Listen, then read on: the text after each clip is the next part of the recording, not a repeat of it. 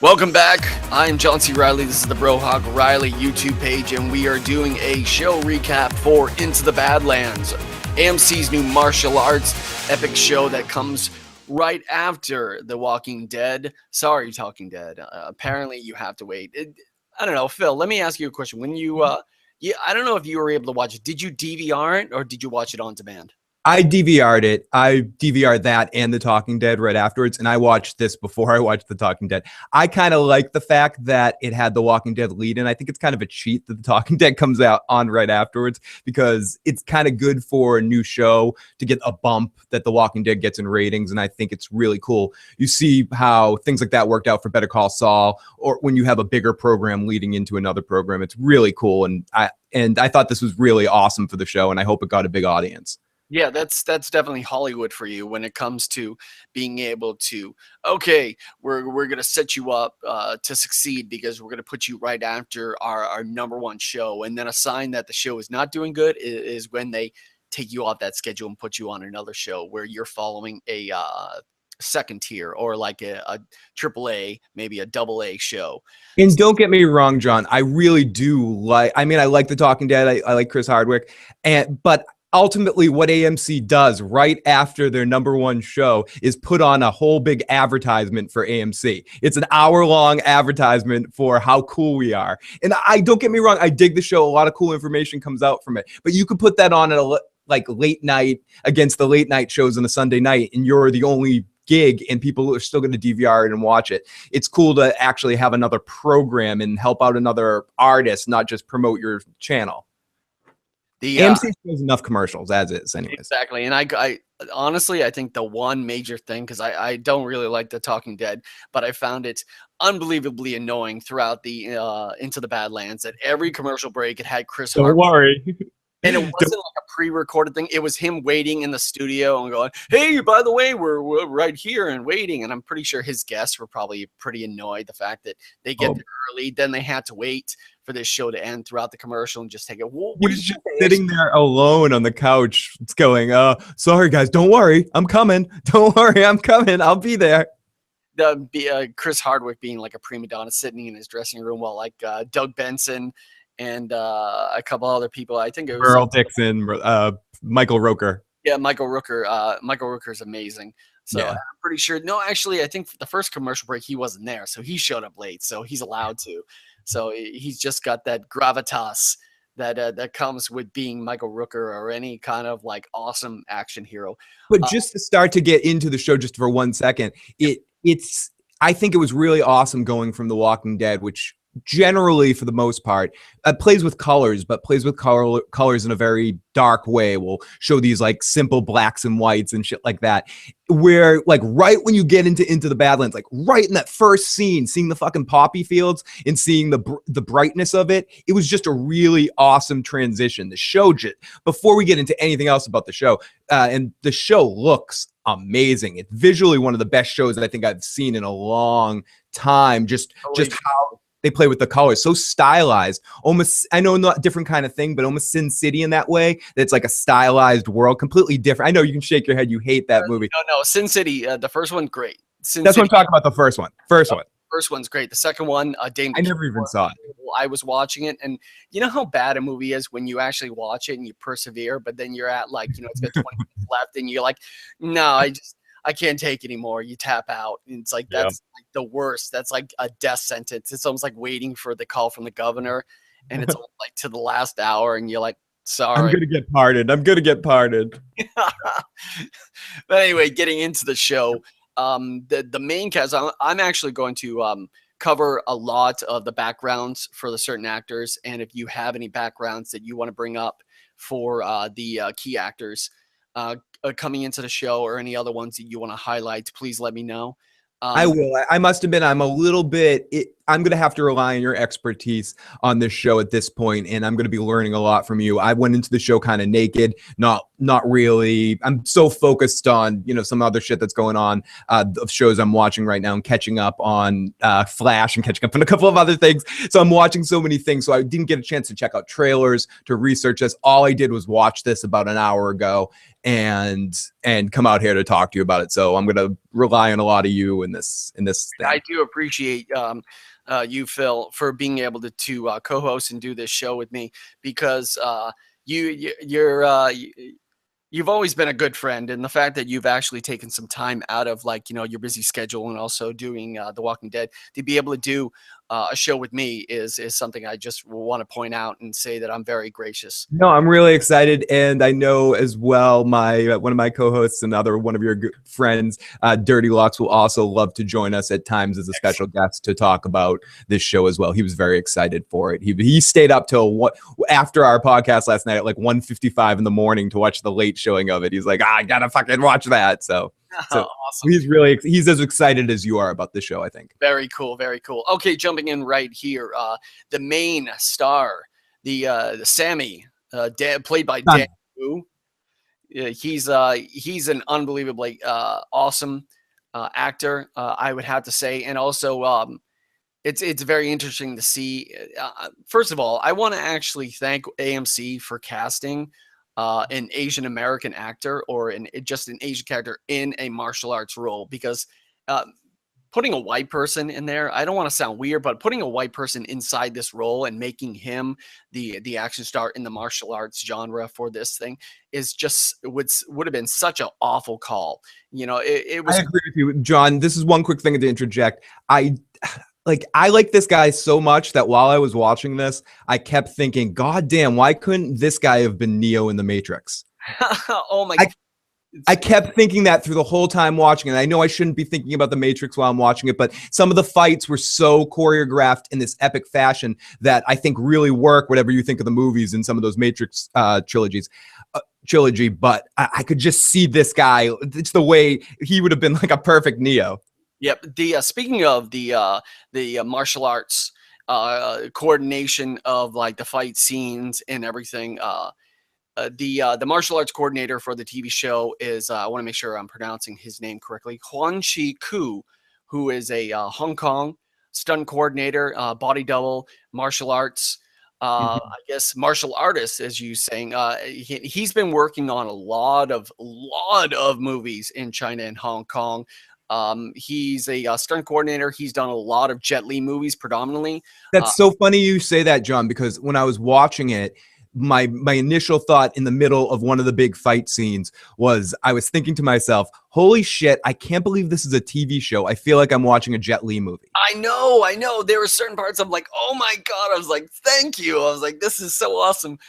But Huan Chi Ku did the martial arts. He was a martial arts coordinator and stunts and everything for Fist of Legend with Jet Li, which is a Jet Li kind of like remake version of Fist of Fury by Bruce Lee, who starring Bruce Lee. He did the Forbidden Kingdom, which was, I think, probably 10 years ago, maybe 7 years ago.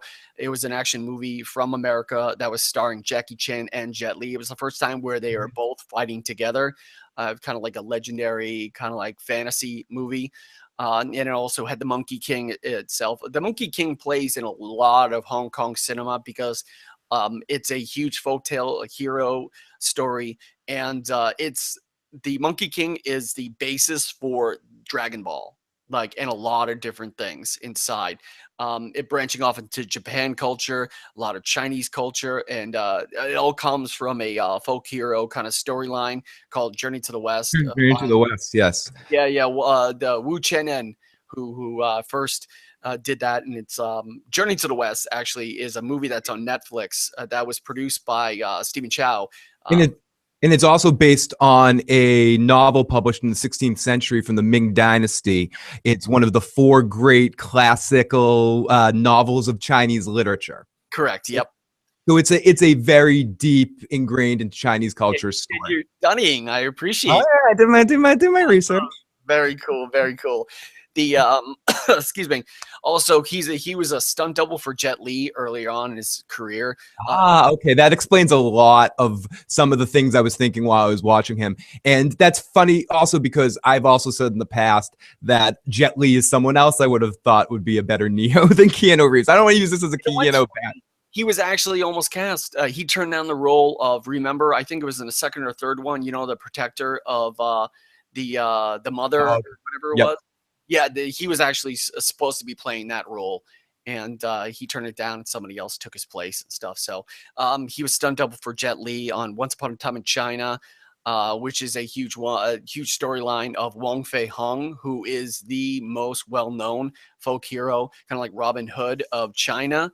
And also Feng Xiaoyu and Iron Monkey and all these other great old school 90s, like 80s to 90s Hong Kong films that made Jet Li a household name in China and Hong Kong and everything. But getting to Daniel Wu, who plays Sammy, he's a U.S.-born actor from Berkeley, California, who has appeared in many Hong Kong films. Funny enough, you'll probably enjoy this. The fact that now they're wrapping up and doing post and everything for the Warcraft movie. He's actually playing Gul'dan. Or do you know who Gul'dan is? Not in the Warcraft lore. Okay, so I don't know. He looks like an orc, so I'm assuming that he's maybe like a supporting cast member or maybe one of the lead guys. So hero or bad guy, I'm not sure. If you guys know, leave it in the comments below so I can get better educated inside the lore of World of Warcraft. Are you excited for that movie? I'm sorry? Are you excited for that movie? I actually am, because it actually looks like a really good movie. I thought that it's very interesting. There are some silly, like the orcs look a little silly, but it does look cool. And I do, they went all the way with the costumes. I would have to say, especially with the Terrans or the humans with their armor and stuff. It looks very realistic to the actual game. So granted, the games don't look hyper realistic, but it still looks great. So he was Daniel Wu was in Tai Chi Zero, which is Tai Chi Hero, which is the sequel to Tai Chi Zero. He played the Mad Monk. He was in this movie right here, The New Police Story, which is kind of like the last in the genre of the police story movies for Jackie Chan, which is the last one was probably early 90s. But as you can see, like right there he is. He would play the main bad guy. And of course, he was also well known in a movie called Naked Weapon, starring Sammy Q, who had a couple of TV shows in America. She was starring as the lead person in this really weird TV show, I think on CBS, called Stalkers or whatever. Like they had like this FBI division where they would track down people who were stalking other people.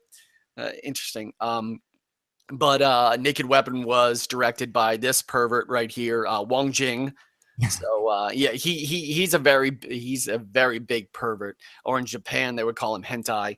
But speaking of this is actually pretty funny. It's the Jackie Chan movie called City Hunter, which is a Chinese version of a Japanese manga. And this is the movie where Jackie Chan dresses up like Chun-Li and they have a Street Fighter moment and everything. He's a very fantasy-driven character. He also did Dead Alive, the video game live-action movie.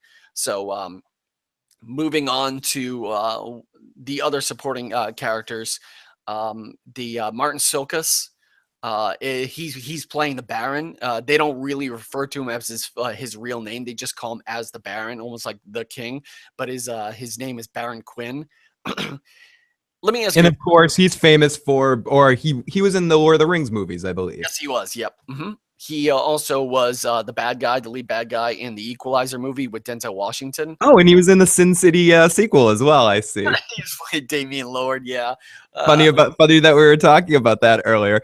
He was also a voice actor of Sinestro on the Green Lantern video game, and he's been in Kafka in Amazing Spider-Man 2. He's in Xena Warrior Princess. Done a lot of stuff. He's just got. Let me ask you a question. When you first saw him in the commercials, or when you saw him in the TV show, didn't he look like Russell Crowe a little bit? I thought Russell Crowe. I thought a little bit Andy Serkis for a second. Oh my God, Andy Serkis from like Avengers 2. Oh yeah, he had a little bit of that kind of visual to him.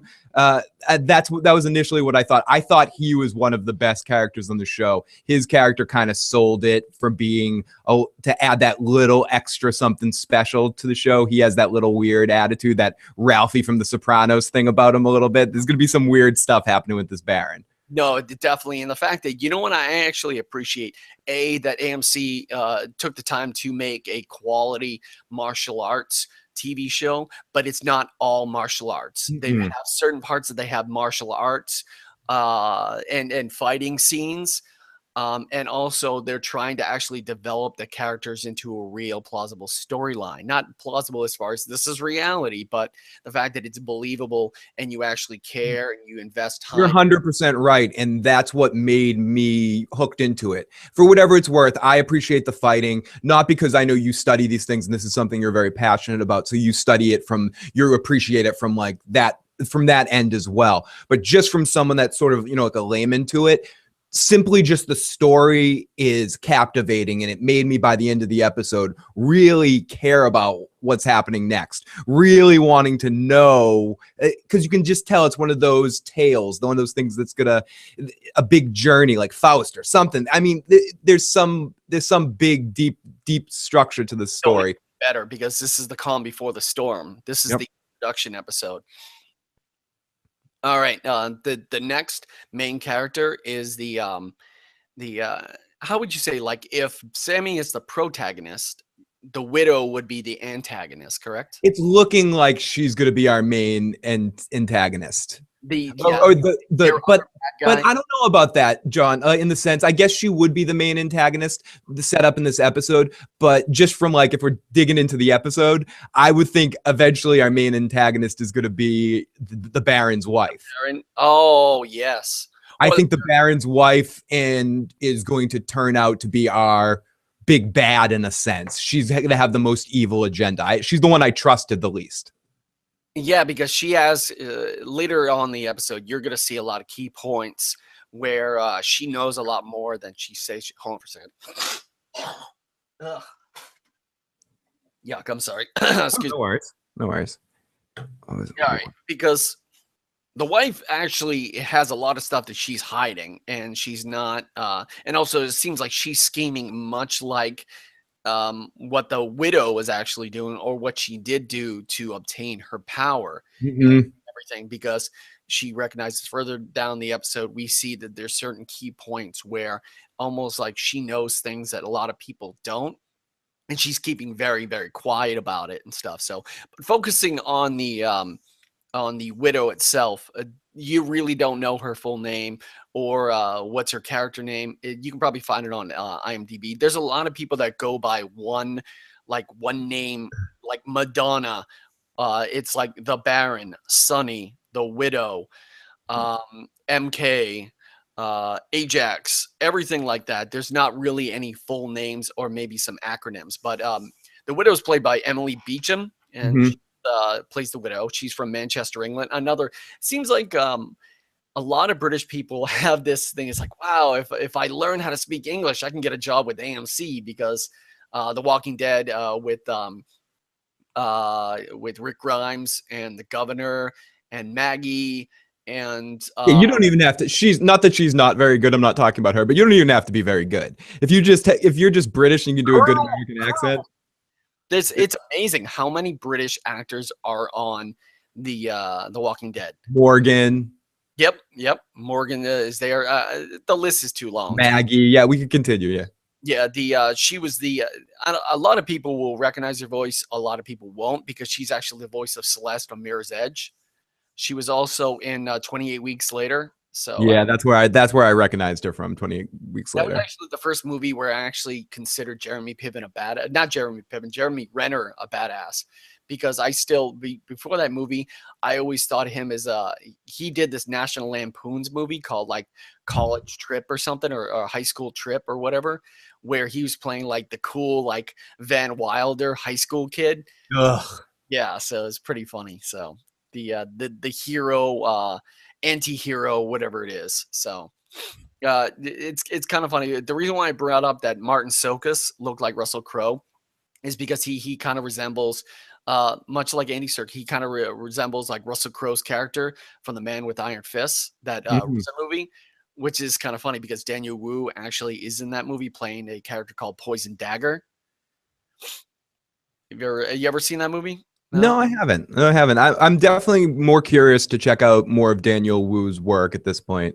Fair. I definitely really liked him in this episode. Yeah, I and thought I thought he was one of the main selling points of the episode, and I think there was no one bad. Even I mean, we'll get to him because I know we're going through the characters, but even the son Yep. Ryder wasn't like he was played well, and I do like that we have some. I like the casting of it, and I like how the casting's all over the place. And what kind of place is this? I'm just so curious of knowing more about these Badlands. What time are we in? He's riding around on a motorcycle too. They kind of modernize it in a sense too. and I'm actually very, very happy that it's not a steampunk TV show. Yep, 'Cause I think we agree. have enough of that material around here, and I think that's just completely played out. But Things are so dark. This show's so bright. It's different. exactly, and we're living in a world that has no particular identification of timeline or alternate Mhm. dimension or whatever. Nothing. But we do know that this is a world where guns are outlawed, and that people have to learn sword skills, and you have to like. And you get two choices, and whatever. Yeah, barons rule the world, and they grow poppy, and they have to work with other barons. But the soldiers are like mercenaries, and they're called clippers in the show. So you are bred much like the 300 Spartans to become these mercenaries called the clippers or soldiers. I would have to say soldiers because they are loyal to the baron. But it's kind of weird because there is this really weird overtone kind of like throughout the show where it's like, okay, are they servants, are they soldiers, or are they slaves? Yep. Or are they in some sort of cult, giant cult where they're in control of the barons, and again with the barons where one character at one point in the episode mentions we can escape, we can go far beyond the Badlands, and Sonny responds that there isn't anything beyond the Badlands, but where are they shipping the poppy to? There has to be stuff beyond the Badlands. Maybe it's yeah, it could be like that. It's not like something like the what's that TV no, that movie series that just had like the Scorch trials and everything. Can't remember what it was, but it's like, oh, you can't leave this camp area because there's nothing for Nothing else. Or I don't want to say a horrible movie, or like Waterworld, where it's like this is all there is. There's nothing else. Sorry. I saw a parody about Waterworld starring Joey Scoma. That was pretty funny. Speaking of just one quick production note about it before we get back into the characters, the series was shot on the plantation surrounding in the same area where Django Unchained was shot. Yes, I knew it. Haha, because that once we get into it, we can talk about it. But before we do, the intro for the show as they jump into the actual credits, the typography in regards to spinning around and adding the certain cast members and everything is amazing. The visual effects going into it is amazing, and also the fact that they have an instrumental song that is easy to listen to. One part it's easy to forget, and the other part it's easy to listen to, and it's not like something that somebody's singing. Because I actually like there's certain shows that I enjoy, and there's other shows that I cannot stand to listen to the intro song, much like True Detective season 2. Oh, I hated that song. It's horrible. But the person that actually produced that song is Mike Shinoda from Fort Minor and Lincoln Park. So it's almost like Fort Minor and Lincoln Park. It's because a lot of people it's like, oh, Lincoln Park down. But Mike Shinoda is an amazing producer, and they see him quickly in the credits be like, oh, awesome. So as we jump into the actual storyline, Sonny works for the Baron. He pledges his allegiance to the Baron, and it seems like the show with the whole entire fight sequence kind of starts like your typical action movie, especially a martial arts movie. He's going around minding his own business, and he sees guys, and it's almost like Grand Theft Auto. It's like, I see a bunch of guys, I'm gonna go mess with them, and I'm just going to start hacking them up. and just hey, what are you doing in here? Hey, you It's better. also very standard of Hong Kong Asian movies in that sense, where like Jackie Chan walks into the situation and he doesn't want to drink. I'm thinking the Drunken Master right now, and he just walks in the circle, and suddenly a bunch of guys want to beat the shit out of him just to kind of show off what our character can do. This Hey, show, what are you doing, Sonny?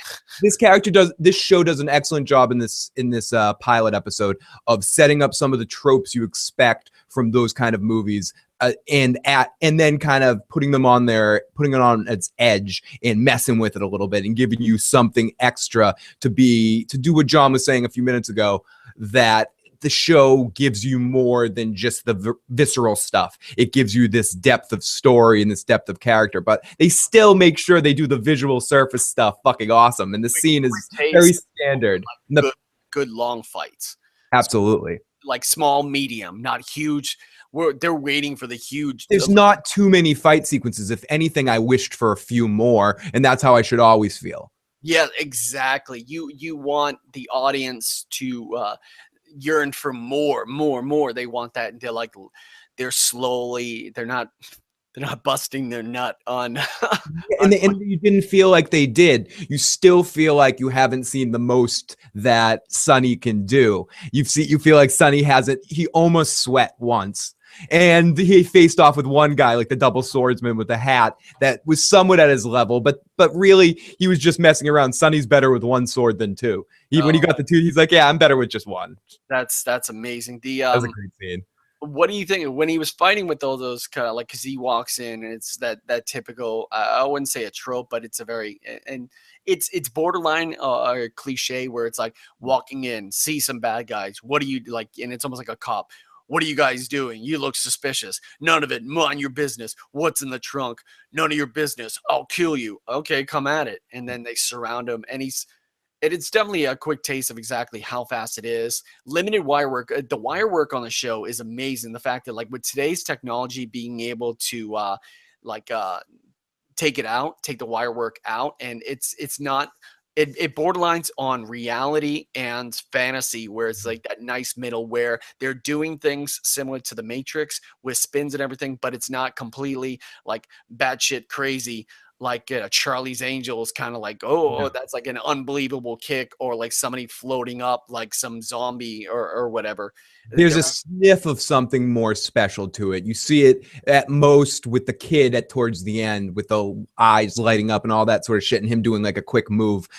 But for the most part, I agree. They do a great job of playing with the reality of it, that it seems like it's almost plausible, but then when you look back, you're like, okay, they're playing with that stuff. And I like that. Again, that's what separates reality fighting, actual fighting, and to the point where, was that wire work or was that real? Like, I would love to see the behind the scenes and see how practical versus wire work. Now, were they from a fighting standpoint with the combat right off the beginning, were they true to certain styles of fighting that, you know, like were they just throwing random stage combat up, or were they actually using no, historical fighting styles?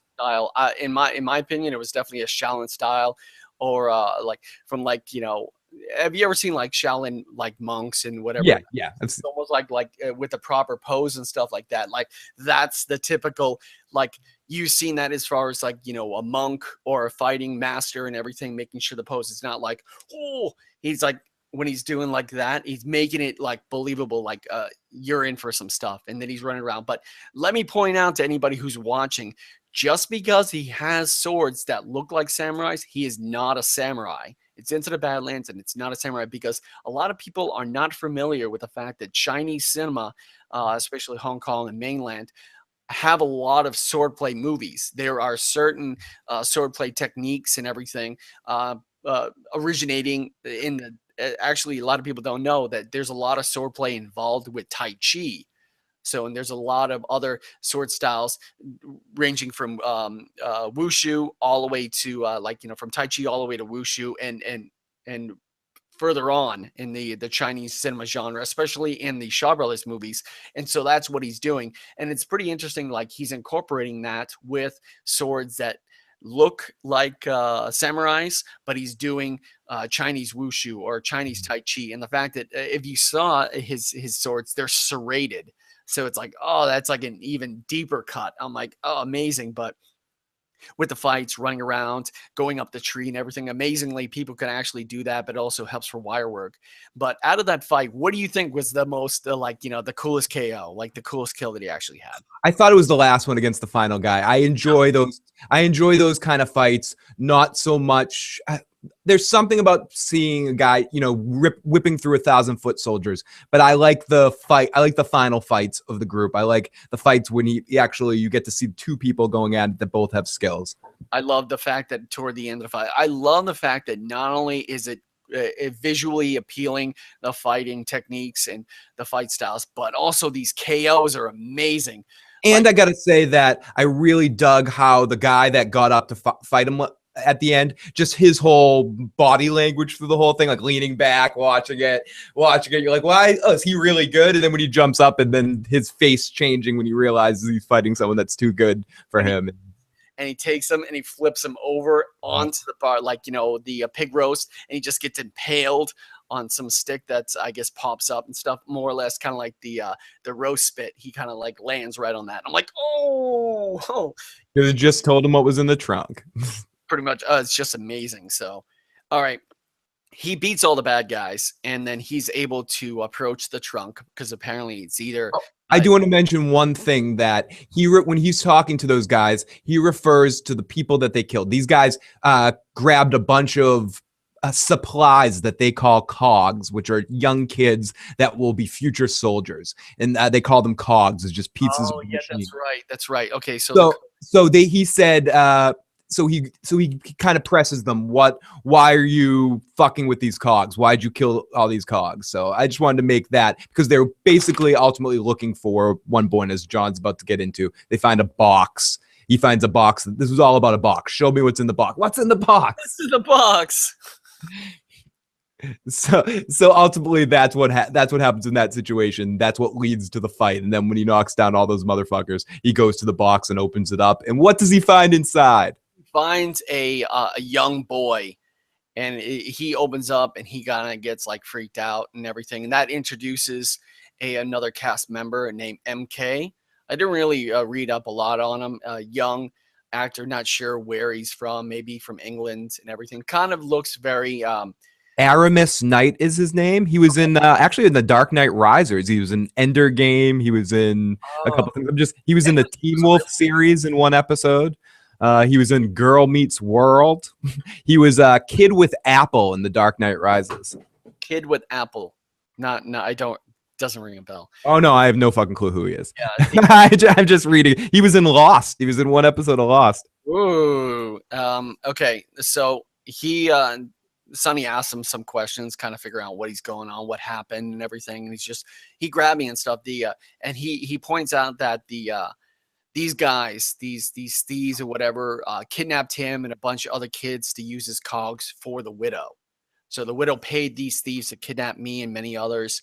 Why were you spared? And he sees all like the dead kids and everything, because out of all the cogs, they killed them all except for him. He goes, why did they spare you? I don't know.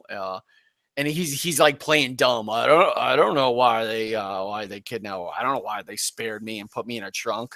So it's almost like Sonny's bringing up like, I don't like when people lie to me and stuff, because he knows that the kid is like full of shit and stuff. So, and all of a sudden he brings him on and he goes, why can't you just let me go? Why can't you just let me free? And he goes, well, I can't. You're coming with me. And it's just forget about me. Nope. You're coming with me to the Baron. And that opens up on their travel to the Baron's kind of like fort. I guess that's actually the name of the episode tonight, the Fort, episode 1. And as soon as you get in there, it opens up, and then you see the nice, beautifully white mansion that was used as Leonardo DiCaprio's, what was it, Sugar? Well, I can't remember. Candy, that was his name. Candy, yeah. Mansion. And you see, especially the front looks beautiful, but in the back, you can definitely tell that it's from the Django Unchained, because the patio itself right here is kind of like, an addressing platform where somebody would talk, and then the stairs come in like this, and I'm like, I was like, I've seen that.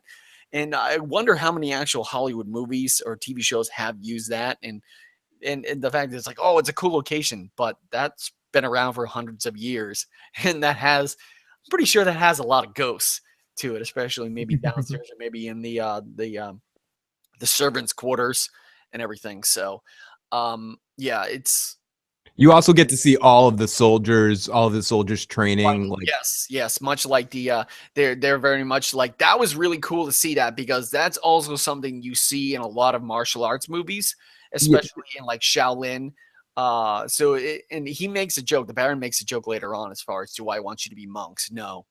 But it looked like very much like either a Shaolin style when they're all practicing, because they're all practicing real martial arts as far as moves and everything. And a lot of people think that like martial arts is fake and everything, and that's impractical and you can't use it. But stuff like wushu, yes, it's very much for show, Chinese opera-esque. But there's a lot of real stuff that you can actually use to kick somebody's ass, and Shaolin is one of them. So as soon as he introduces them, he tells them to go to the new orientation for the Clippers, for the recruits. And where we get Shredder. Is here like an echo? Yeah, suddenly there's an echo. Okay. 1 second. Check. Okay, it's gone. Okay, good. It seems like that scene was interesting when the Baron starts talking to all the people. It kind of reminded me of the Teenage Mutant Ninja scene with Ninja Turtles movie, with the Shredder talking to all of his minions.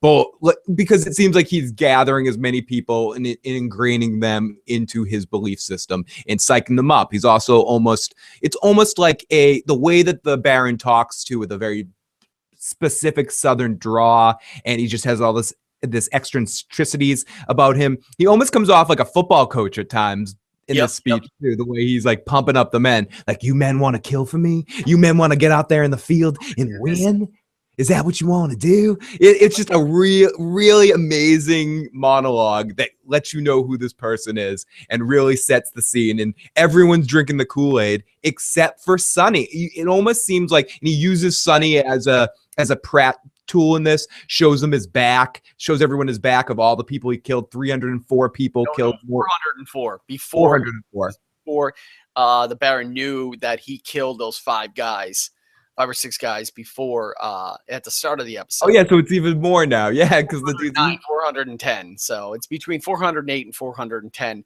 confirmed kills. And he uses it almost like the Captain America kind of thing for buy war bonds and like the Captain America. Yeah.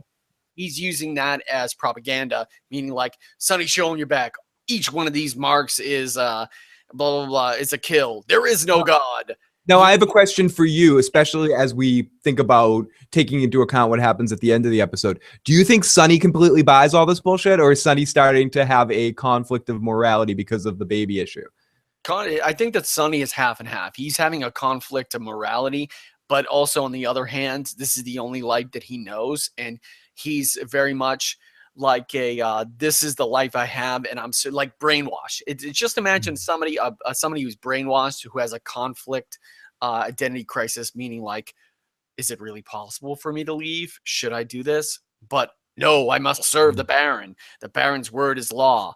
He saved me. And the Baron makes sure that he's always, to back up your point here, the Baron's always in front of everybody in this scene when he's ingraining everybody into his cult, or whatever you want to call it, to his organization. He makes sure he points out to Sonny and always reminds Sonny, even though he is pumping him up and saying, you're the best fighter around. When I found you, you were nothing. I made you. I made this man who he is. I crafted him with my own hands, like he's a Terminator. In the road. Exactly. It's all me. He's taking full credit for the situation. I love how the Baron goes almost to the point where I am a god. He says he's a god, but he's not. He's like, there is no god. There is only law. And I'm here to rescue you. But there's no god. Only me. Are you a god? No, I'm not a god, but I'm me. So it's kind of funny. Like, also the fact that you gotta actually think about it. It's also borderline on the actual reality or semi-reality, the fact that he's growing poppy, and poppy is used for opium and heroin and everything. So he's pretty much, the Baron's pretty much like a powerful warlord drug dealer. And I love how it's set up in this world that we're already introduced, and they do a real great job with the information that they dictate. They don't make it too obvious, but you get a couple of pieces of information that there's 5 other families in this area, and that the Baron thinks that 5 other barons are going to be ultimately attacking him and taking over. He's the Don Corleone. It's almost a little Godfather too. He's Vito Corleone, and he has the control. Sonny. Yeah, it's his son, Sonny. Yep. All the rest of the families, the 5 families, want to come and take his power because he has all the ultimate connections. He seems like the most powerful Baron around. He seems like the top. Name Sonny is because of your sunny disposition. Scowl. And that's another thing too, and that's important for me, that a show like this and a show like that's based around, that has that kung fu movie feel to it, that it needs to be funny too. And the show had its funny moments. They had its funny interactions. They don't have the clown character. We haven't been introduced to a clown character yet, but I bet there will be one down the road. But it seems like the show's doing a great job of balancing sense of humor, mysticism, and drama with the combat that is loyal to the source material in loyal to reality in some level. That's the reason why I love The Flash. The Flash is an amazing show where they had their funny moments and they have their characters, but then I expect them to be totally blah when the action not to get too much on a rant, John, down this rabbit hole, but I agree with you 100%. I think that's what makes the Flash a great show and the Arrow an okay show, because Arrow, the combat on the Arrow works. They do a good job with the combat, but they don't remember that they're a comic book property sometimes, and they fall into the trap of the CW stuff way too much. With the Flash, it's very stylized. It's very focused around the comic book feel of the Flash's world and can be goofy when it has to be, but then it pays attention to the combat details, and it really does it exceptionally well. I have to say that this show, though, is right there. I have to see season 2, and I have to rewatch season 1 to be reminded of it. So I'm trying not to be a victim of the moment, but I would put this right up there with Daredevil as 2 of the best choreographed shows I've ever seen in my life. And I'll hold off on this show. I'm getting a little hyped, but I just watched this, so I'm like on the hype train of this. So I have to see how they do for the whole season. But it seems like if they can keep this up, I will have trouble saying which is the best one and which is, like, Daredevil's just really awesome for me, and I know I'm all in with Flash. Better than Smallville. Way better than Smallville. It's the number one. Flash would be right now, if I was ranking my favorite superhero property shows, Flash would be number 2 to Daredevil for me. Daredevil is just a step above in the combat and a step above in some of the real life human drama. Flash sometimes still stinks of the CW on it. It's sometimes, like, occasionally, it's getting out of it in season 2 so far. But in season 1, there's still those forced CW drama stuff. And that's why, exactly. And that's why I like that this show is on a channel like AMC. I think you would only see this show on AMC and maybe FX, maybe HBO, but I'm saying for like network cable television. On HBO, not FX. But getting back into the story, as the Baron is pumping up everybody, do you want to kill in my name? Yeah. And then, because the thing is, he's talking about the Clippers are family. If you're part of if you become a Clipper, you're part of the family. That was the Shredder stuff that I was thinking, that you're a part of my family. And that's a good way of ingraining people into your cult, is making them feel like they're family. Like nice food and women and alcohol and everything. So he's going to take care of them and everything and give them everything a young man wants. All he has to do is learn how to fight. You can't say no to that, especially in that world, because he either gives that or you're going to be working in the poppy fields, busting your ass. And people who don't make it as a Clipper go there, and a lot of people who are too old to be Clippers get sent there. So pretty much you're mules, you're harvesters. You're working the field in the hot sun, getting bloody hands and cutting up stuff. But as they give the whole entire pitch, MK's like he's not believing it, and the Baron approaches them and talks to them, and he goes, "So what's your name?" and blah blah blah. And so you're gonna be doing this, and he's like, so why didn't the widow kill you? And he, of course, he doesn't even be honest with the Baron. So the Baron's like, just throw him in the pit. Yeah, keep your secrets and you get the pit. We'll see what you're made of. And at one point when he first steps out there, MK and Sunny, MK, you can tell he's very scared of the fighting pits, or you're not sure exactly why. He doesn't seem like he won't defend himself, but he looks at the fighting pits and he's like, I don't want to do that. Yeah, because I actually thought the pits was like the dungeon or like the prison and stuff. When they take him to the pits. But apparently it's just another fighting pit. It's like a circular, kind of like more 300 style where everybody's doing grappling and yeah, it looked MMA 300-ish. It had that kind of feel to it. So and then we get introduced to a character called Ajax. Oh yeah, by the way, we forgot to mention the fact that not Sunny, but MK is carrying around. He's wearing a medallion around his neck, and you really can't tell exactly what kind of medallion is because it almost like there's nothing on the face, but. While he's wearing that, this character named Ajax is probably a little bit older, kind of like a douchey white kid, goes and grabs it off of his neck and he goes, "Hey, give that back. That's mine." It's like, oh, he's our Malfoy of the show. Exactly. So he's pretty much a dick, and he steals it from him, and he's like, "Give it back." And then they start fighting, and then Sunny breaks it up, and then Sunny asks what happened, and Sunny goes, "Give it to me." And of course, he's not going to mess with Sunny, so he gives it to him, and then he sees what's on the other side of the medallion. And it's like kind of like an Emerald City kind of thing. And then he kind of like freaks out because he's like, "Where did you get this?" And of course, MK doesn't explain exactly where all he says is, "It's mine. It's mine." So he grabs it and he walks away with it. So the kid doesn't get it back. So. And through this whole situation as well, we were introduced to one other character. We mentioned him earlier, but we also meet Ryder, who is the Baron's son, and he's kind of watching hawk-eyed of this whole situation and watching what's going on.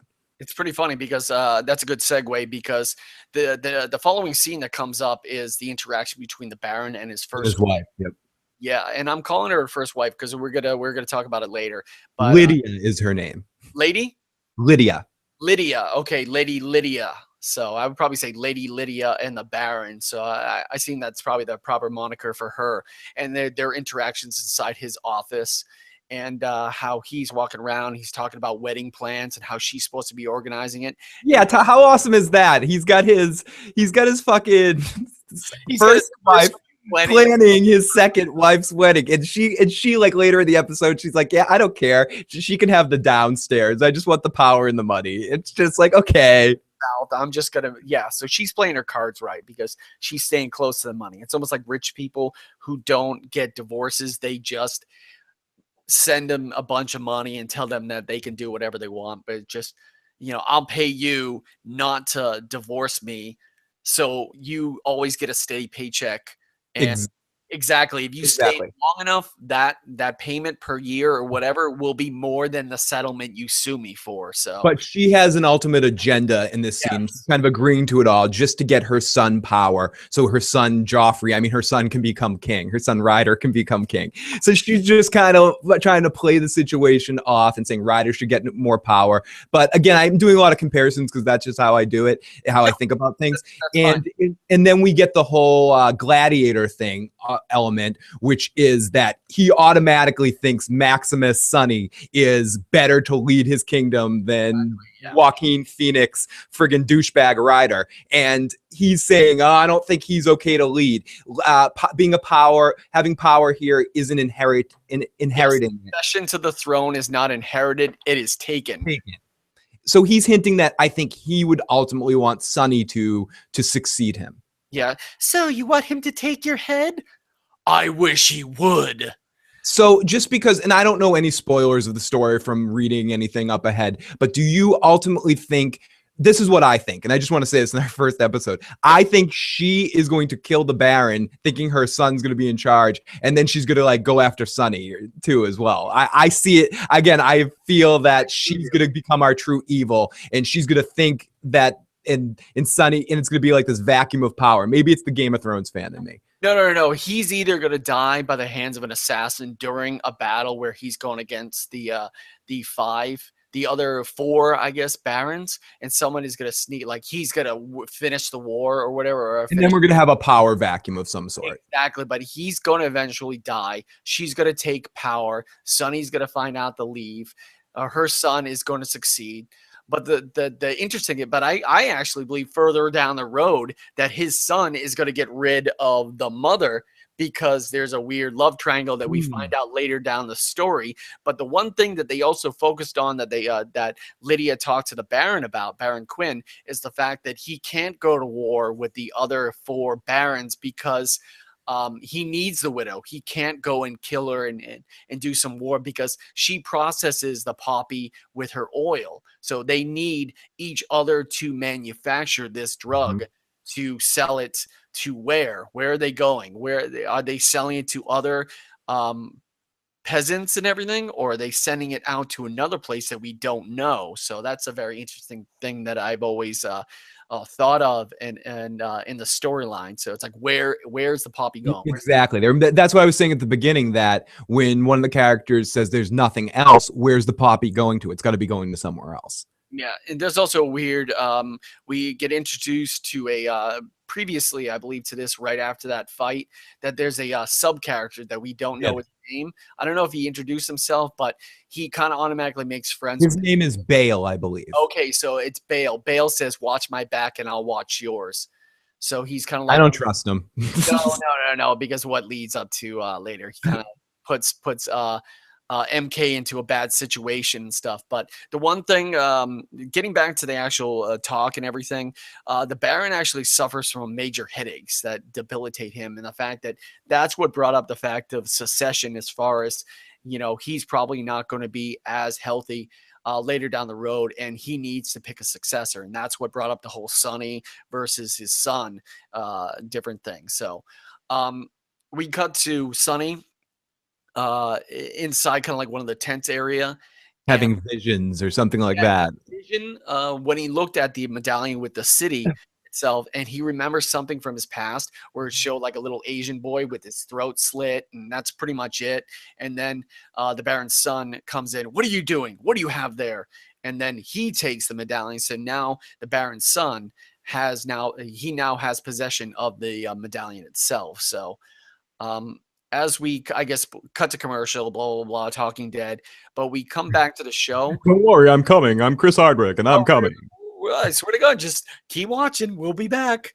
So it's definitely trying to sustain an audience, because I don't know if he thinks that it's not going to do well, but I think it's doing great. I think it's going to do well, but I don't think its audience is necessarily The Walking Dead's audience. I think it needs to find No, I totally agree with you. And having it on another night, I would definitely prefer that, just so I can actually enjoy it. I don't know where it's going to. I hope they don't just push it back behind Talking Dead. I hope they give it its own night. I know it's going to be on the same time next week, and then its regular time on week 3.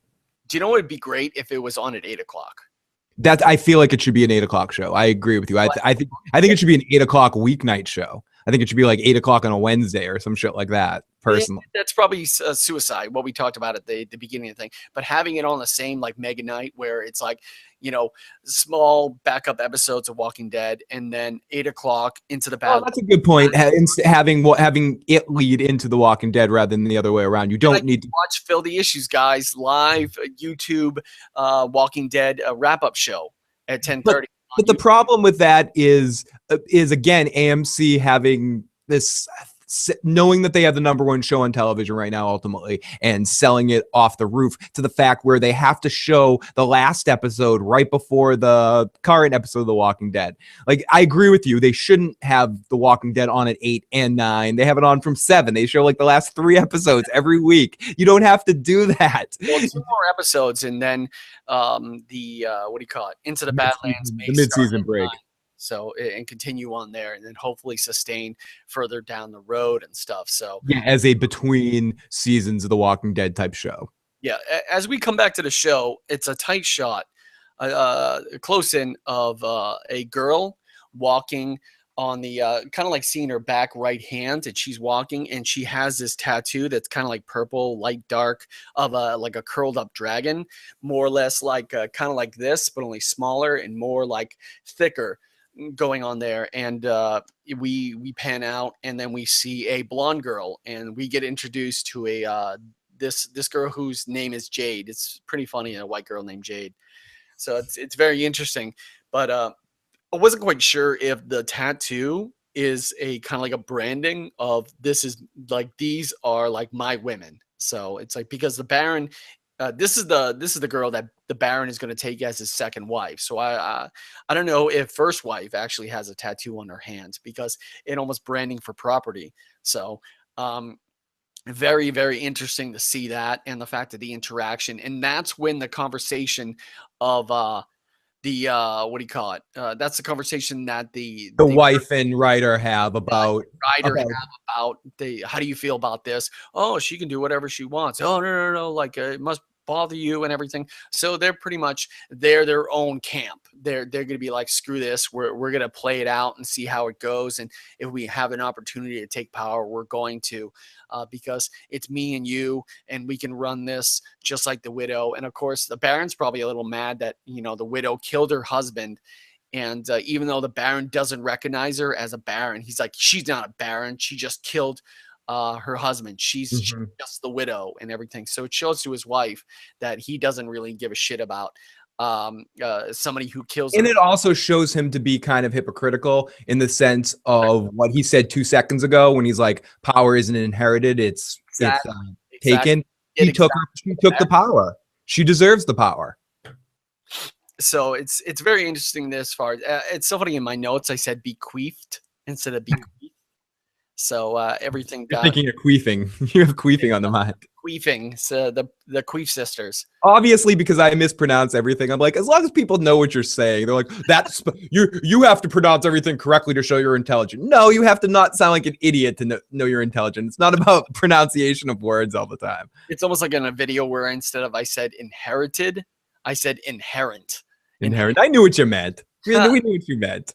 We also, in one of the following scenes, we also get introduced to Sonny's girlfriend, played by Madeline Mantok, another European actress. I believe her name is Vale. Vale, yeah, that's correct. I think I had that in my notes. I can't really find it and stuff, but I think one of the coolest scenes is she's kind of like a doctor, more or less, or a mechanic, because she's working on somebody with a mech arm on his right hand, like on the right side. And I was like, oh, this is so cool. That's what's so cool about this world. Again, we keep talking about, or keep bringing this up, but I love how this world isn't just set in, feudal China or something like that. It's set in a modern, it's not quite down that road. Like you said, you didn't want that. And I agree. It's not like steampunk style, but it does take elements of futuristic tech. I mean, he's driving around on a motorcycle, not riding on a horse. Full Metal Alchemist has a badass, what do you call it?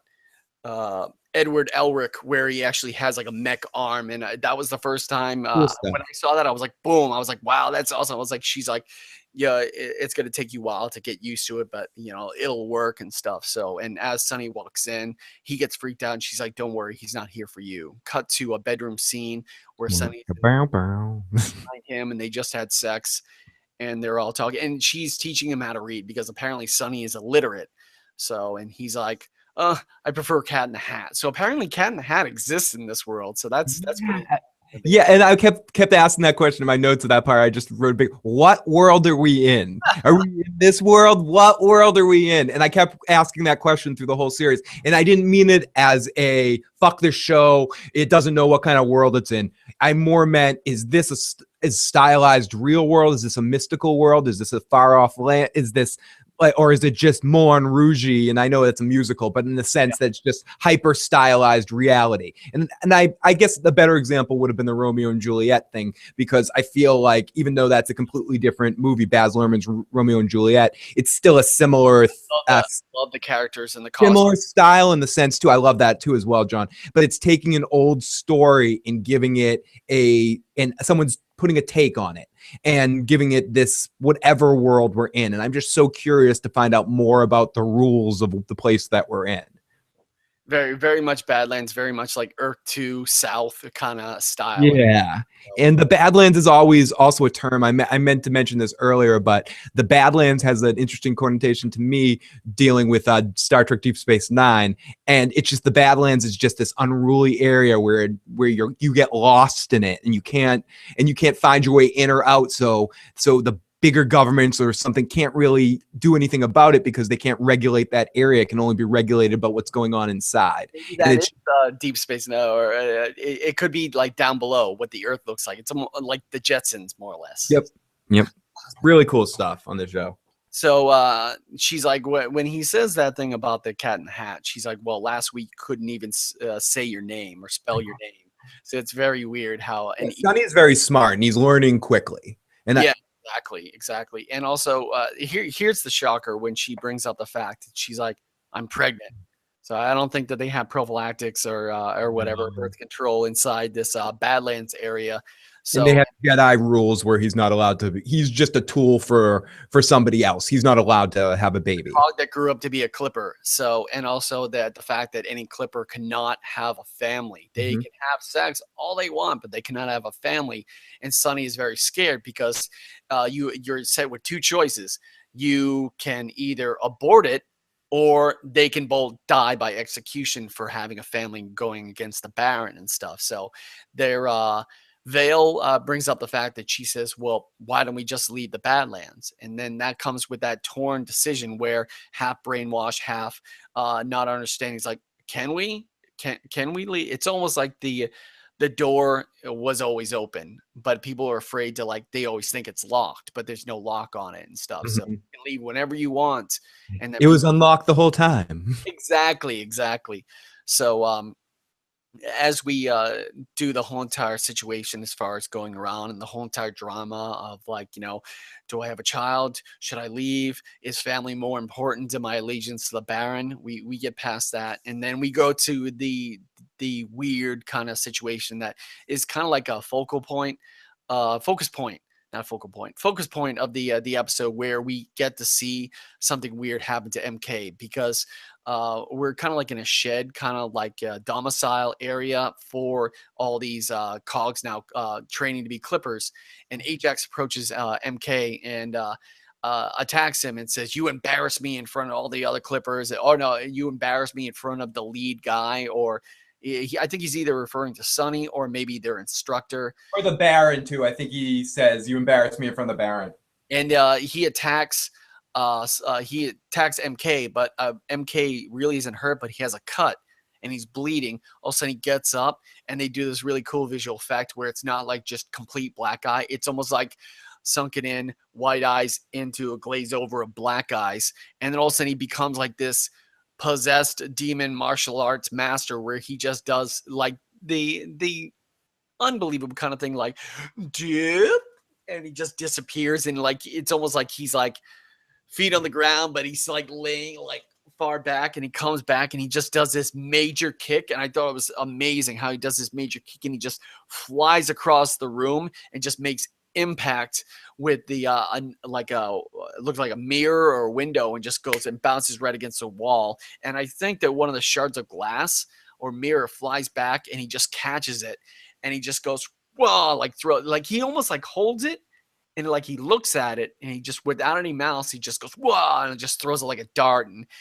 nails Ajax right in the eye. And it's not revealed at any time in the episode if he killed him or just blinded him and like he's unconscious, because once it happens, the darkness leaves his eyes and he collapses. Sonny sees all this commotion going around and all this craziness happening, and then he grabs MK and brings him where. Cut to MK waking up inside Sonny's room, and then he wants to know exactly what happened. And MK explains the fact that every time he bleeds, something takes over him, and it's been happening ever since he was a kid. And the fact his mother took him to some healer that and tried to get him fixed, and they were captured by nomads. And he's from he's from a place called Azara. It's a tiny town. Azra. Azra's his hometown, because the thing is, Azra is revealed, and he finds out because Sonny asks him what happened. But then MK has a question for Sonny, and he goes, how did you get that compass? Because during the episode, why Sonny has this recollection and why he has a familiar sort of subconscious memory, subconscious familiarity with him for some reason. I'm guessing that he's from there too, probably. Yeah, or he has a compass, and he wants to know where he got the compass. And even Sonny doesn't know. He more or less like, I don't know where I got it. Maybe I brought it with me. Maybe I had it on me in a pocket and whatever. So he goes, that's my hometown, Azra. And just like you said, his mom tried to bring him out of the Baronarian escape to cure him, and that's when they were caught, and thus opens up the TV show. And he doesn't remember how to get home. Exactly. And also he got separated from his mother, so he doesn't know where his mother is. So now he has to go out and find her. That's his only mission in life, is to find his mother, being reunited with her. So And there was one other scene we missed that, just to quickly mention it, that Sonny goes to his tattoo artist. The only reason I'm mentioning it is because his name is Ringo. And I kind of like that his name's Ringo. And he's getting the extra. It's not said. I think it's probably 4 or 5 kills on the actual episode itself. So yeah, that was just right before the kids scene, but it's just a little scene. I thought it was just funny that his tattoo artist's name is Ringo. I didn't notice that in the IMDb when I actually saw a character named Ringo. It was pretty cool. Yeah, I'm like, Ringo. The tattoos look really dope. It's not like these chicken scratches. They're more or less kind of like these badass, kind of like slash, like, cross blocks. Again, something, not to go to the football thing, again, like somebody would get in their helmets for sacks of the quarterback or something like that. And then after that scene that John was talking about, we kind of lead into probably my favorite scene of the night, and obviously the best combat I think we got in the night. And again, something that it's hard not to compare this scene to something you see in The Matrix, but I think it was so much better than what we got in that rain scene against the Smiths in The Matrix. Yeah, the slow down cinematography as far as the raindrops coming down. So good, but with the raindrops, but it was so good how they mix, just where you're bringing up the slow motion cinematography. It was so excellent how they mixed the slow motion and the fast action. That was something I talk a lot about. What I want out of a show is something of, especially when you're doing these tropes, or not tropes, but you're doing these themes that have been done before. This is when the show, I think, really, from a combat standpoint, stepped out of what I've really seen or I'm exposed to. Maybe people that are way into kung fu movies might be more exposed to this stuff, but the way they were mixing the slow motion and the fast-paced action and the cuts and everything like that, just with non-shaky cam. They weren't using fucking shaky cam. They were being proud of the combat that they were doing, and they were locking a camera in place and showing you the fucking action, which is really awesome. Some of the best choreographed work I've ever seen in anything, really. It was really good stuff. Because I do appreciate that as well, just coming from growing up watching Jackie Chan movies, and the fact that they're actually panning out and you actually can see the combat, because that's so important. So what you don't see in regular television drama of today, and even in shows that do good action, they still do that shaky cam crap, and that takes you out of it sometimes. And you're like, that Hollywood uses to make fake fights look normal, because close in shots right there and shaky stuff and everything. And it's so weird that there was a movie with not Danny, I think it was Danny Aiello and Jackie Chan, where they actually had 2 separate versions of the movie, the US version and the Chinese version, where they had cuts taken out, or they did 2 different types, 2 different scenes, completely different from each other, to give people exactly the US version close in, the Chinese version was out, and they replaced characters and everything. And it was just amazing to see it. And also the fact that they actually used everything inside the area to their advantage. The car, just moving around, the glasses, the fact that it's such a great hybrid of both. A hybrid of knowing what you need to do, I think, to make something entertaining for somebody like me that's not exposed to it, but also just from the standpoint of being true to what you were saying and true to the camera locked and play. Like it's really good stuff. Yeah, great Steadicam work. And also there's 2 different moments that I think were one that's very interesting as far as storytelling. The other one is just another thing, just like the body slam onto the roast with the guy getting impaled. The first one that's great for storytelling is when he's killing all these guys, there's a slice that he does through the car, and then you see the blood drop on a female's hand. That tells a story that tells the viewer that this is possibly the widow sitting in the car, and the fact that he's so focused on everybody else, moving everybody around the thing, that's not his target. He's just trying to protect himself and kill the people who are going against him, the aggressors. And the other one is like amazing how you're saying that Sonny's great with one sword. He's killing everybody right here. And then this move where he spins around, gets knocked down, pops back up. But the thing is, before he does a kick on the blade. The blade spins around, he grabs it, but they do it in a speed thing, like kick, grab, boom, and he just sliced that guy's neck open. And I'm like, oh my God, that was awesome. And just to connect with what you were saying about the first point about what it was telling you from a story standpoint about that the widow was there and that Sonny wasn't his target, but you could also tell from the way that she's just sitting in there relaxed, and eventually when she comes out, how that leads into the fact that she wasn't really trying to kill him. She was just testing him. She knew those foot soldiers would just be easy pickings for him from what she's heard, but she still needed to test him out to see what was going on there. She has no fear of him at all. She doesn't, because according he's got the RoboCop thing built into him. He's got the what is that? The Prime Directive. Yeah, the Prime Directive that RoboCop gets. It has a number. I forget what it was, but yeah, you cannot do it. I could not attack you. I cannot attack you. Danger. It's very unique to the storyline, because also, like the commercial, you've seen that she's a badass, and also it's a great way to test somebody's ability by sending other people there and just watching, and then finding out his fighting style, and then finding out a way what's his weaknesses and everything. Exactly. Like studying tapes. And she gets out of the car with her little tiny umbrella, and then she just pulls out like this kind of like map area, and it shows Azra, and it says, I want the boy that has this symbol on a medallion. He goes, I'm sorry, I can't do that. He goes, you will, because I am a baron. And he's all like, I'm sorry, I can't fulfill that request. And then I can't remember what she said as far as, she's like, before she does all that whole entire monologue, she talks about, so the stories are true and everything, how like, you were an expert, killer and clipper and everything, and people should be scared of you. And then she talks about that, and then they have this conversation, and she's like, well, we'll figure it out some sort of way and everything. She almost makes like an idle threat to Sonny, meaning like, I'll get him eventually.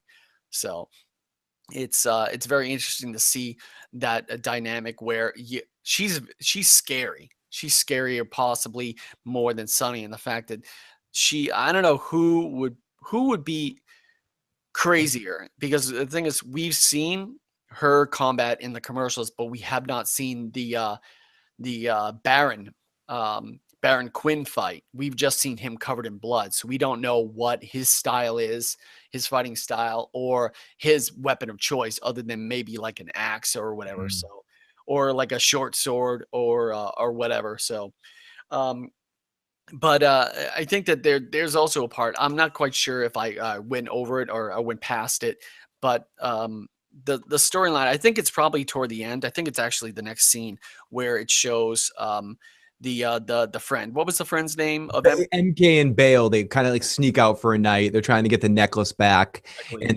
he convinces them to sneak into Ryder's room to try to get it back, and he ends up getting busted by the son. Cliche right there. That's a trope where you go in to sneak out something, and you're doing this, and you got it, and then you turn around. Oh, yeah, got you. And he gets his ass kicked, and his mom and Lydia is like freaked out. She goes, recognize throw him in the dungeon. I'll have him thrown in the dungeon and execute him in the morning. Yeah, so far we know in the storyline that Sonny, MK, and Lydia both know exactly what that symbol is, and it's not just a piece of gold or a trinket or whatever.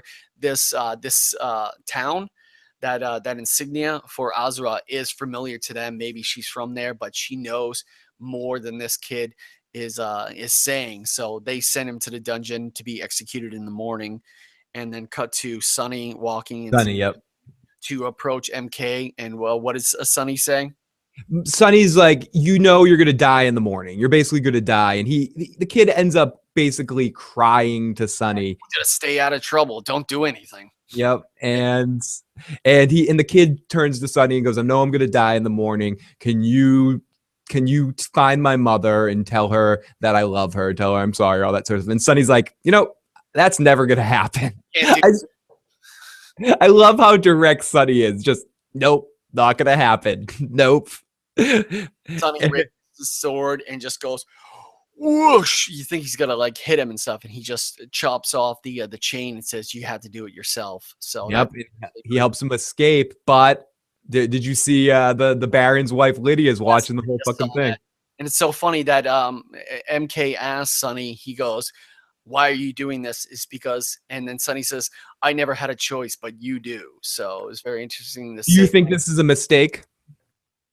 That's, well, the thing is, especially, well, it definitely puts Sonny into hot water because now Lydia owns him. Like, she has something against him, because if she lets the Baron know exactly what Sonny did, he's toast. He's got to get executed. I wonder about that, and that's becomes the interesting question.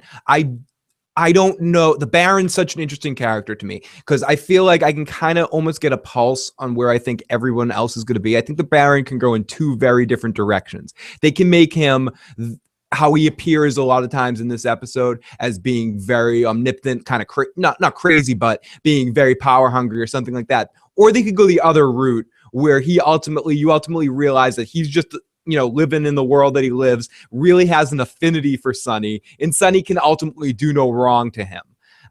I really am curious to see how they take the Baron, because the Baron to me is the wild card.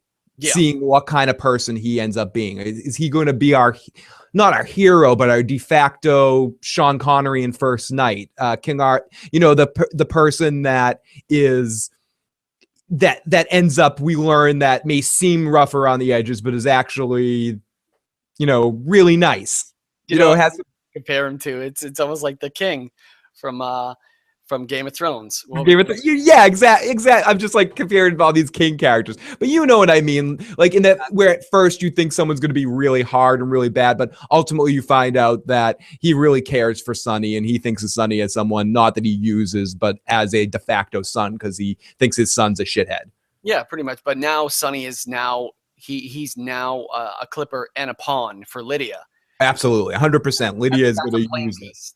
That's a chess piece for her to get out of jail free card or whatever. But speaking of the Baron and power, the next scene is when he's walking around. It shows I'm not sure if this particular character was identified, but I don't think he was. He's just sort of one of the honored guards, one of the king's guards, so to speak, or whatever. Extra. He goes, "The Baron would like to see you."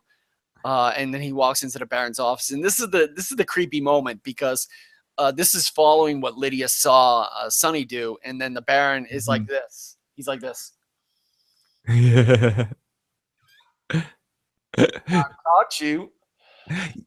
And this is what, just when we get into the scene, before you get into it, this is what I mean. And this scene is where you get that other side of it. You see the first part of the Baron, but then on this side, you get a feeling like what I was saying a few minutes ago, that he really cares for Sonny and looks at Sonny as the only person that isn't an idiot around there. Yeah. And then the reason why he says that, he's like, "I know you want to leave, but you can't escape. This is your home, and I want you to move closer to me in one of the new cottages, or one of the cottages. But Baron, I feel more comfortable being with my troops." Nope. Oh, no. "Okay, your wish is my command. I want you to lead my people if something happens to me." Blah, blah, blah, blah. You can't do that. Your son. Fuck my son. My son's a headache. It's foreshadowing. He's just like, he's just like smoking his opium. So not only, apparently he's probably using the opium to cure or belay the headaches, the chronic headaches that he has as far as his condition stuff. So it's very interesting that it sets up right here. So now then we get what's very interesting after this scene with him and Sonny, and then John will talk about the outro here. But I just want to point out that it was you say this show would never be on FX, but they definitely did the Sons of Anarchy ending, where they suddenly at this point, they click into kind of like a blues rock song that the music was really, I thought it was a good song, but I wasn't expecting the kind of song it was. And then they did this like a montage outro, which is at least Sons of Anarchy was the show to make that sort of popular, and they did it to excess with every single episode doing that. But I like the wrap up. The Sopranos did it as well. The beginning or the end of the episode montage of a song that wraps all the themes that we've seen leading into a finale, touching upon a couple of different things, leading to our big thing at the end that happens. You know, and I also like the fact that they tied in the song to actual reality in the show, because it shows him like doing the opium, and then he grabs like the needle and the record player. Awesome, John. Yeah, that was from both of us being people that just love video editing so much. Little things like that help bind the language between, or bind the world between reality and fiction of editing, and it's such a little mental thing to do there that you see somebody do that. It's just so important on a subconscious level for viewers to see something like that, to kick into have the music kick in there. It's such a great touch.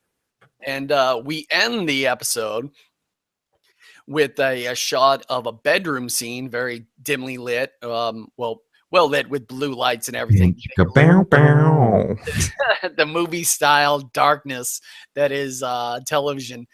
And then it shows what's the Baron Quinn's son again? Ryder. It shows Ryder's room, and he's sleeping, and then someone opens the door and walks in, and there's a beautiful woman coming in, and it is Jade.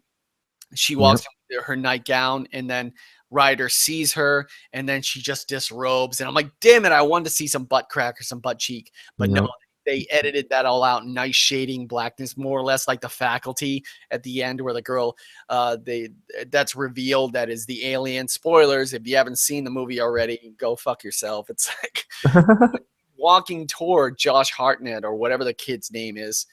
And she's naked, but they're doing such good editing where it's like shadows inside the locker. Go fuck yourself, editor. You know there's some ass crack on the editing room floor there. You know, I want that editing room floor ass crack. Give it to me. I would much rather have it just fade out or end right before the robe hits. Yeah, don't give me the blue balls there. Don't do that to me. But she does that, disrobes, and she walks toward the bed. So Ryder is cuckolding his dad. Exactly. So it's a weird dynamic where Lydia and her son are plotting or getting ready, posturing to do something in case, or wait for Baron to slip up. And you're 100% right. That confirms what I was thinking from the start, that Lydia and Ryder have some plan to take over power that involves this wedding. It's all organized together. It's all part of Lydia's plan. Red wedding, maybe, but also the fact that Lydia does not know that Ryder is having an affair yet. With I wonder that's what I wonder. I wonder if this is part of her plan, or she doesn't know. She does mention it in one of the commercial promos that I had. It's like, will you stop sleeping with your blah blah blah blah, your father, soon to be wife? But she could care less, because it's not his sister, like Game of Thrones. It's not incest, and the fact that no, there's nothing wrong from that. And what happens to the Baron, Ryder can step in and marry her, and he could become the heir. Especially if Lydia ends up killing the Baron, and then the power is taken. And also there was one other moment in the end during the montage where we get to see MK get to the end of the tunnel, and he's made it outside the fort. Oh yeah, that's right. Excellent. And also the thing is, it's funny how you mentioned the whole entire taking power and everything, and he could pretty much be the Manchurian candidate of the Barons, because he is the visual version of the Baron, but the mother is pulling all the strings and stuff. Yeah. It sounds like a very strong, kind of like Game of Thrones-esque power move, and it's probably going to go down in the next episode, because the promo for the next episode is just so action-packed, and I'm not sure if they're just focusing on one or two scenes, but from what I've seen, it's almost like this is what's going to happen in the season, and then just pack in all the crazy, right, all the action points. Because I guess that's a different conversation. We could do a whole podcast on the problems with trailers versus actual content of what they actually show you. Because for their trailer, they need to kind of try to amp up the action to show people, and they're probably trying to sell this show in the action. But I think if for this show's long-term success, they need to again, the action's great, and I love it, and I know you appreciate it because it's something you're into, and a lot of people that are going to be checking the show are out. But I think even people that aren't into that kind of action are going to appreciate this show. And this show, if it wants to have a long-term success on AMC and not be a great show that people are like, oh, why'd that get canceled? Because not enough people are watching it. It really needs to make sure it sells the fact that it has a really deep story. It's very funny. They need to sell the personality of the show too, because it has a lot of personality. Yeah, because I think that a lot of shows that fail to do that. I didn't realize it was going to be this interesting or funny. I kind of didn't expect. I expected something a little bit more like that Jackie Chan and Jet Li movie we were talking about before, which is a movie I've seen, where it's just sort of like act goofy, not something that doesn't really make sense. I don't care about going to really awesome visual action scene back and forth, but no, it has a really, really important and deep story that I'm curious to find out more details about. It's very, yeah. Do you know what's one particular show that had a very clever idea, but they did not develop the characters whatsoever, and it just fell short. And then after some weird plot twist that was very much like Lost, everybody lost attention to it. And the fact that they ended it halfway through the season and tried to come back, kind of like doing like a Walking Dead sort of, no one wanted to watch the second part. And it was Fast Forward. Okay, I didn't get a chance to see that, but there's so many shows that have had that, or shows that have really awesome potential, and then they fuck it up because they focus on the wrong aspects of the show. There's a couple shows. There was a show a couple of years ago, completely different style of show, but it was a show called Intelligence with Josh Holloway from Lost. It was about a guy that had like a computer implanted to his brain and all that sort of stuff. When they dealt with the sci-fi aspects of a guy having a computer implant in his brain, it was a really interesting show, but they worried too much of it being criminal of the week bullshit and just got bogged down with stupidity. Not that I think that this show is anything like that, but I do think the action and the choreographed fighting is really, really sick. But I think if it's sprinkled in, and I think eventually you'll have an episode that's a full out, all out battle. I think this was a very good example of a great balance between both. And I hope they keep up this sort of ratio where you have 2 or 3 big fight scenes an episode, and then a lot of really interesting dialogue and interesting progression of the story. Okay, so your score for the episode based out of 5. Based out of 5, I will say for the pilot of this, I will give it a 4.5 out of 5. Okay, cool. I would probably thinking about it and everything, because yeah, I'd probably give it a moderate. I'll give it a 4.75, just because it's going to be pretty hard to get a perfect score, because there are certain things to be like, oh, typical, like standard movie, like what you expect for. Yeah, I have to see where the story goes, and if they focus too much attention on the kid being the one sort of thing, if it ends up going down that route. I kind of I want to see some interplays between the Barons. I really want to get into all of that. I would have liked to maybe meet one of the other Barons at some point. I would to see that, and it'd be very interesting if Sonny actually switched allegiances, or left and was kidnapped by, or stopped and brought into another Baron's kingdom, and then he had to serve that Baron. Because like, instead of, pilots have one of two choices. The first episode of a pilot can introduce you to the world, but nothing really super intense happens except for the end of the episode. One major change happens where we see Sonny letting the boy go. But ultimately, or a pilot can go and just totally craze you by the end of the first episode. And part of me wanted to see Sonny get cast out of the Barons, cast out by the Baron at the end of this first episode. And then the series picks up with Sonny on his own. Because I have a feeling we're going to get to there. So, but I maybe that's just me friggin' in a hurry American, that I'm like, oh, I want more. And we mentioned this a couple times in the show. More. I always want more, and that shows that it's a good show. The shows that I'm like, do I really want to watch this? And I have to admit, going into it, it's hard for me to give new shows a chance sometimes because I watch so much shit, whether it's new or old. So it's a commitment when I get into a new show. So I'm like sitting down to watch it, and I was dubious of it. I really was. I was like, okay, maybe this isn't going to be my kind of thing. And I have to admit, in some of the fight sequences, I like it, but those are the moments where I'm like, okay, I'm going to check my email for a second. Oh, that's awesome. That's fucking awesome. But like during and this is where we're different, and if we're cool, we're going to talk about this. But during all the dialogue stuff, all the stuff, the interactions between the characters, I was great casting on the show, great music, visually one of the best shows on television right off the bat, just from a brightness standpoint. Bastard Executioner, you could learn from the way the show looks and the way the show started off in a pilot and introduces you to a new world. Not too much dialogue. They showed us, they didn't tell us. That was so fucking important. They show instead of tell. That is one thing that a lot of shows need to understand.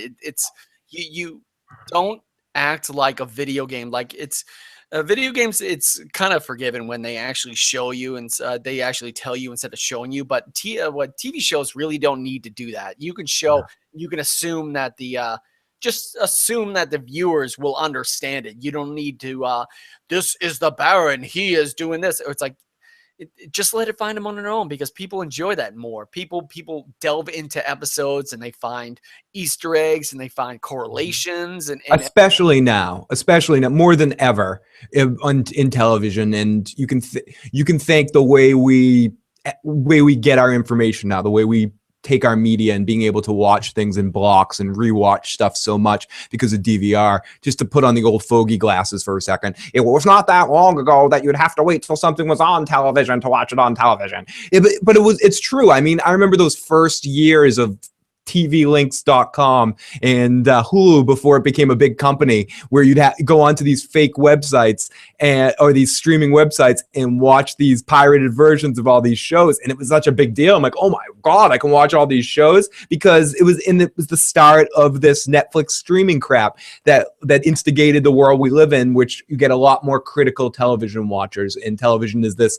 long, almost like a book kind of way. And this is why I like television so much more than cinema these days, because when you watching a good television show, it gets spelled out. This is going to be a six episodes, I believe, 6-hour episodes.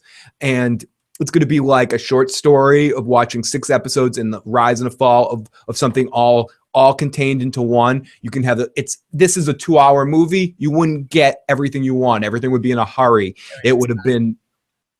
That's why I like television more than movies at the moment. That's the reason why I love The Stand, the TV movie, because the fact that, like, I don't think you could actually tell the entire story of The Stand in 2 hours, and the fact that it's like, and that's an interesting point, John, to the sense that television series have all become miniseries now. You know, the television series in the way that they were television series in the 80s and the early 90s. Not talking about the ones that were breaking the rules, the shows like Oz or St. Elsewhere and stuff. But until, I don't know, Sopranos started to change things. But even the Sopranos standpoint was episode to episode. But we really transitioned into this period where everything is these episodic movies, these 8-hour movies, these 16-hour movies, rather than just Criminal of the Week, Thing of the Week, everything's wrapped up in an hour. Dun, dun, dun, dun, dun, dun. And I forgot to mention Deep Space Nine as well, where it's the biggest difference of this is Next Generation versus Deep Space Nine, where Next Generation on the Love Boat Star Trek Enterprise, all problems are solved within an hour. And on Deep Space Nine, characters have issues with each other from episode 1 until the final episode is episode 7, and it's one big story arc. I prefer the second, and it seems like this show is going to be that kind of show. So I'm looking forward to it. Me too, John. Yeah, this is a great series. I'm thinking, and the cool thing is having this show with you. We're two opposite sides, and the fact that it's a great dynamic, because me being a huge martial arts fan and coming from the Hong Kong film genre and Shaw Brothers, and you coming from the action oriented drama. Yeah, in television, in the sense of I would say, if anything is my primary focus as a human, I'm sort of a television historian, in a sense that I look at television history and I've watched so much of it. If anyone is old enough to remember the television show Remote Control, I often feel like the host of that show, or Dream On, the old Showtime, one of the original Showtime television shows, where a character would also, everything that happened to him in his life, whether between sex or interactions with friends, he would flash a TV quote or something to do with a TV show. Cool. What Scrubs led to, as far as yes, I am Zach Braff, but more flamboyant.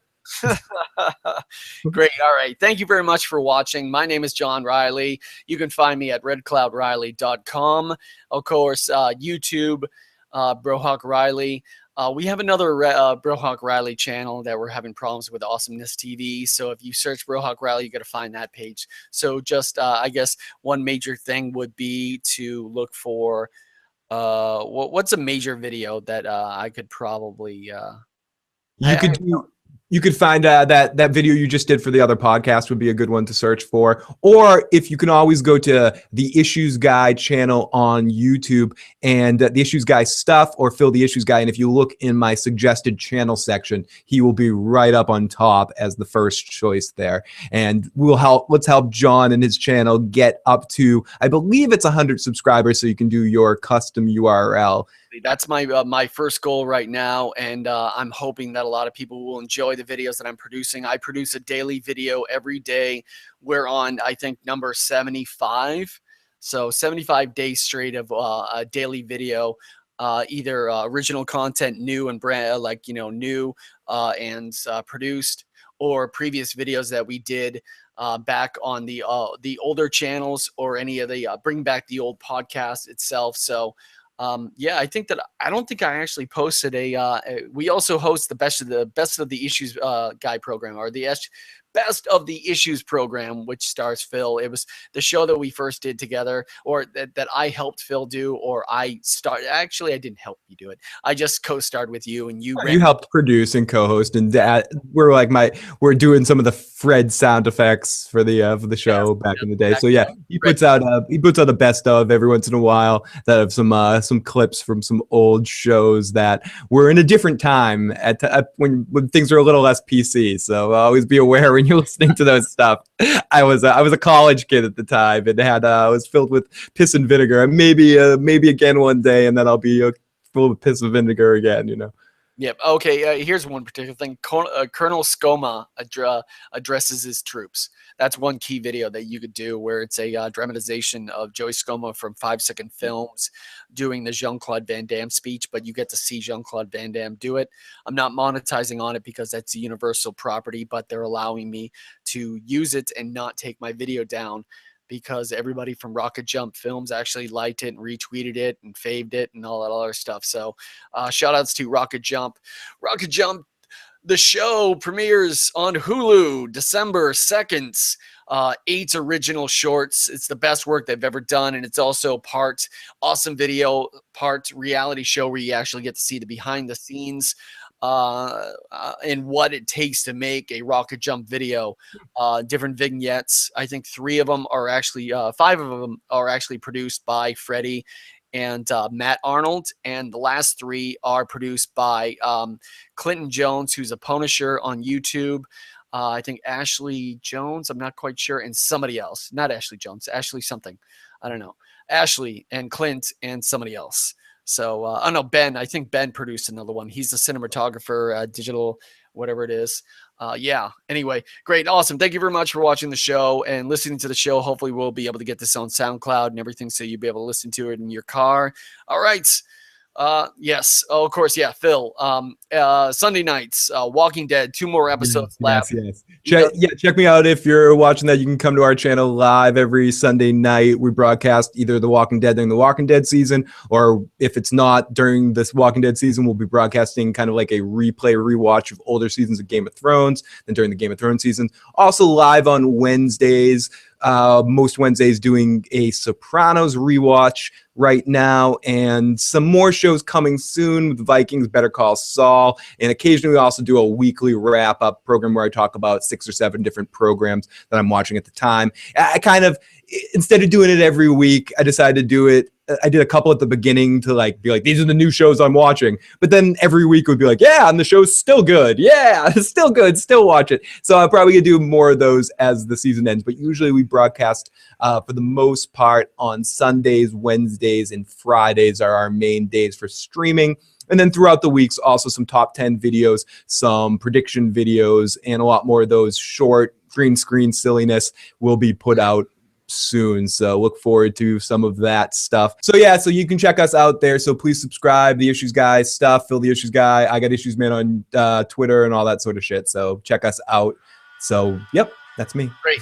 Excellent. Thank you very much for watching once again, and may good luck follow you into the virtual battlefield. Later.